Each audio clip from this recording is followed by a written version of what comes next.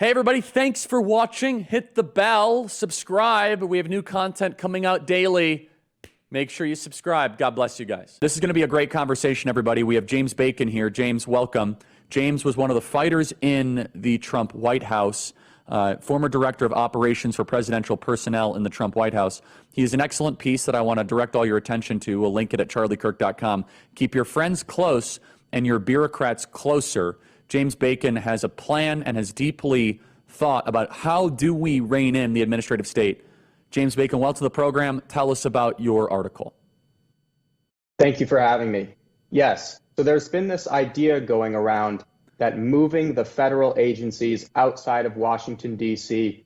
would help eradicate the deep state.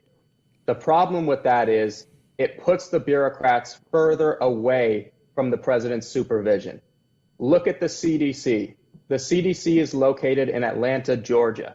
It is the most corrupt, the most unaccountable agency, and the agency that the Trump administration had the most problems with managing. So instead of moving the agencies away, the president needs to exert more management authority over them, keep a closer eye on them, appoint people like an attorney general over the FBI who treats the FBI as subordinate, which is how it's supposed to work under the law. And that is how the president needs to treat all of these unaccountable agencies. So I think that's a really great point. It's funny, I'm not ideological on this, but you could find an old Newsweek article of mine where I was actually out openly promoting that Donald Trump decentralize all the agency heads. So let me, again, I trust you a lot more than kind of my, shooting from the hip op-ed perspective, because it sounds good and it feels good. Because I guess the idea, James, is, well, you make the agencies closer to the people, you break it out of the beltway, maybe you can have, it forces the lobbyists to have a little bit harder time geographically to travel to all of them. Your CDC example is terrific. It is by far, it's its own Leviathan. It's in Georgia, which used to be a red state, and now who knows what it is. So James, build this out more. So if the solution is, what else would be wrong or a bad idea in, hey, put Veterans Affairs in Florida, put Interior in Wyoming? Why else is that a bad idea? The problem is that it transplants those thousands of federal employees. We're talking at least 5,000 federal employees, even with the small agencies.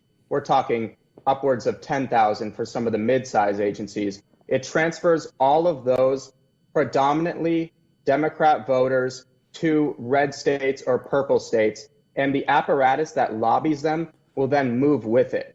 So if you moved an agency to Kansas City, what you would have is eventually turning Missouri more blue and also corrupting it by all the special interests and the people that make their money off the federal government moving with that agency. I think that's smart. Keep going. Yep.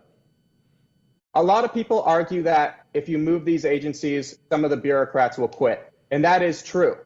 However, the new hires will be assimilated into the corrupt culture of the bureaucracy unless you purge the corruption at its root. You have to fix the underlying problem. You have to manage the agency first, fix the culture, or else people will just be assimilated into that culture and nothing will change.